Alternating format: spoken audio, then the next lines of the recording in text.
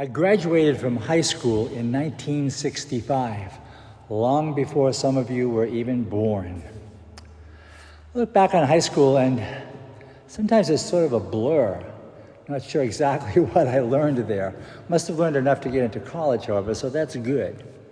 But there's one thing that I remember about high school to this very day. I can tell you who I ate lunch with every day for 4 years in the cafeteria at Bishop Fenwick High School in Peabody. I can give you the names of my table mates because at lunchtime there were tables where you always sat and tables where you never sat. Where we sit makes a difference. Back in school days, it seemed there was an unwritten rule book or set of regulations about who sat where and with whom in the cafeteria. There was kind of a hierarchy, an unannounced seating plan. You knew the tables you'd be welcome at and the tables where you wouldn't be so welcome. Experiences like these stick in our minds and stay in our memories because they tell us a lot about who we were or who we thought we were at a time in our lives when things like this mattered a great deal. Where we're seated can make a difference to us. That dynamic is at work in today's gospel. Jesus uses the example of a wedding reception. Have you ever planned a wedding? You remember the time and the care and the hours you put into making the seating plan for the wedding reception? Who will sit where? Who's at the head table? Who will sit close to the head table? Which relatives shouldn't be seated at the same table because they don't speak to each other? Where we're seated makes a difference.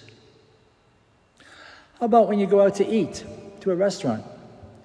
Do you prefer a table or a booth or seats at the bar?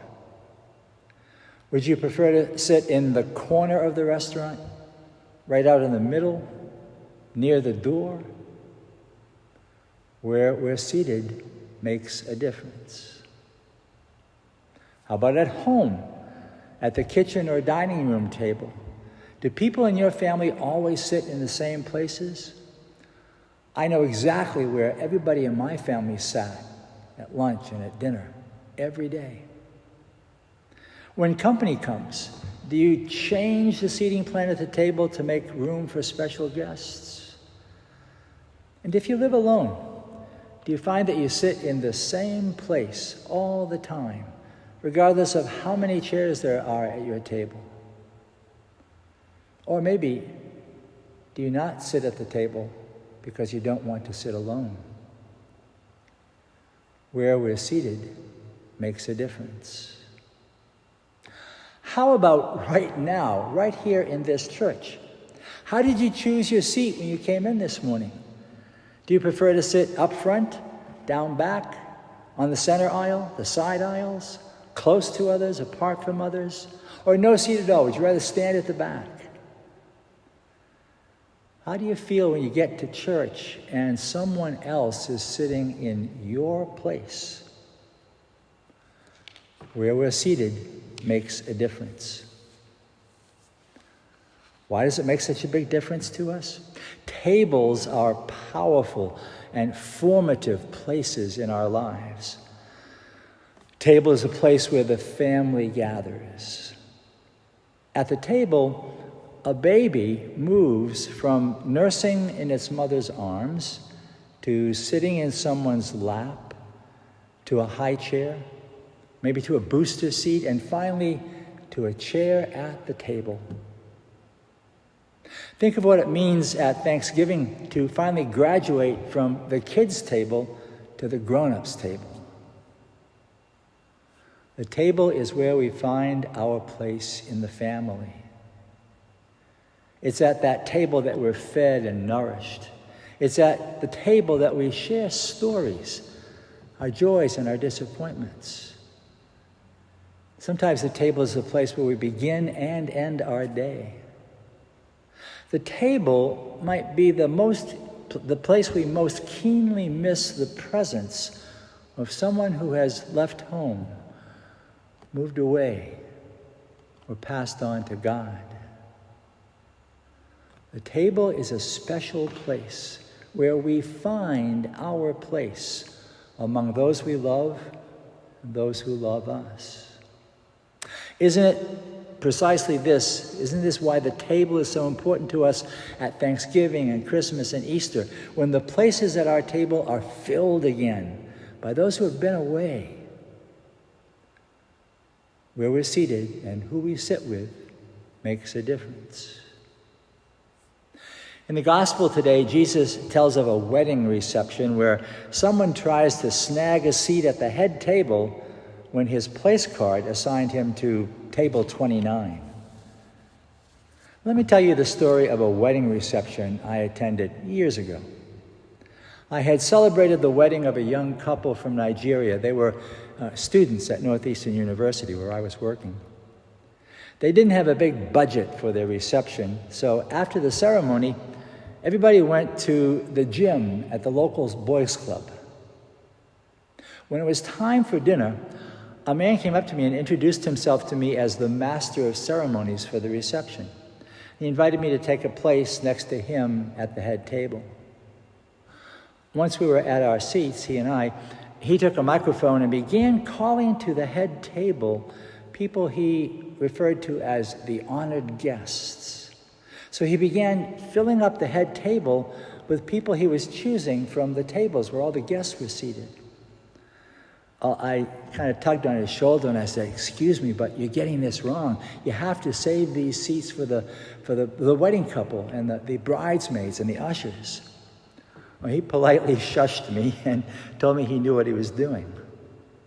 We kept calling people up and filling the seats at the head table until there were only 2 left. Then he called in the bride and the groom, and they took the center seats at the head table. Then he said, "Let the feast begin." Now, you know how in a gym they have those big wide doors?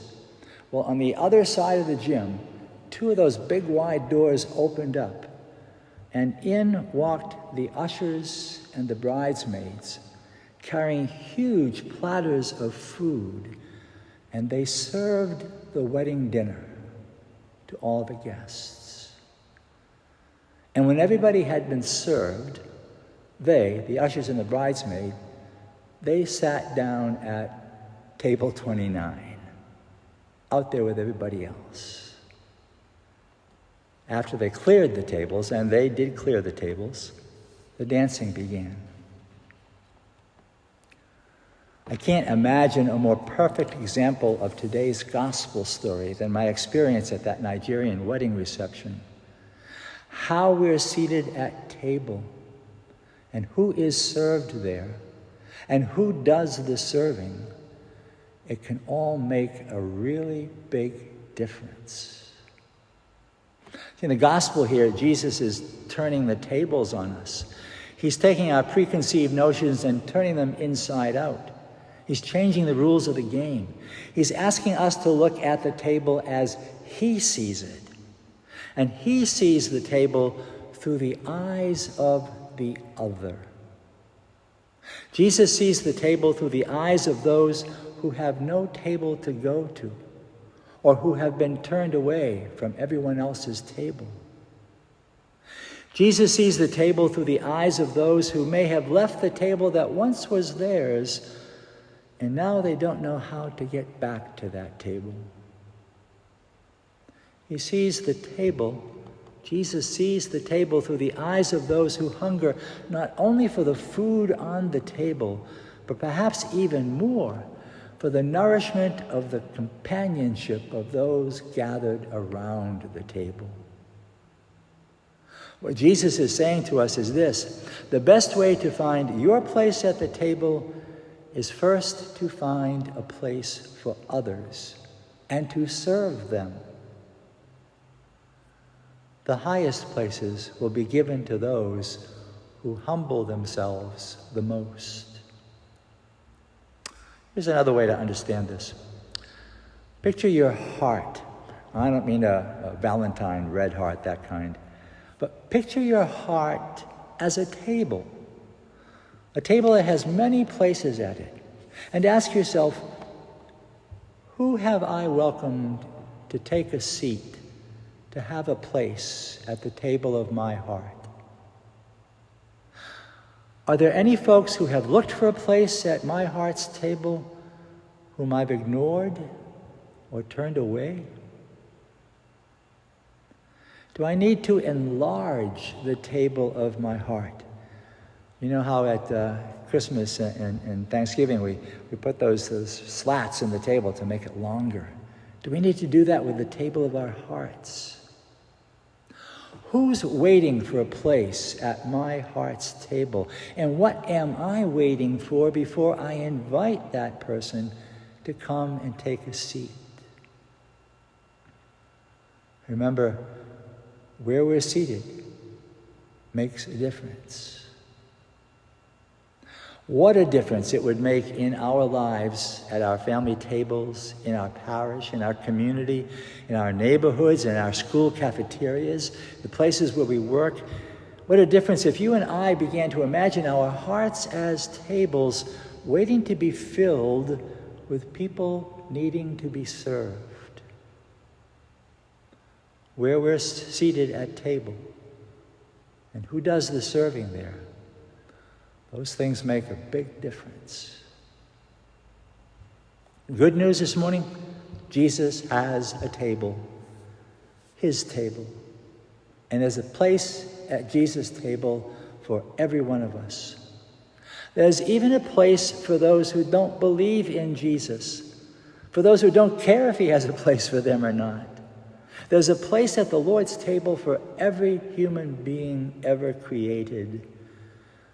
And we're not at table 29. We have a place, you and I, at the head table in the Lord's heart. And he's holding a seat for us there. He's made a reservation for each of us. Our names are embossed on place cards. No matter how late we might be in coming to the party, no matter how slow we might be in claiming our place, he'll hold it for us. He won't give it away to anyone else. As we come to the Lord's table in this church today, let's open the doors of our own hearts and make room for those waiting for a place there. Let's all draw closer to the table the Lord has prepared. The table in the Lord's heart is made of nothing less than pure love and mercy.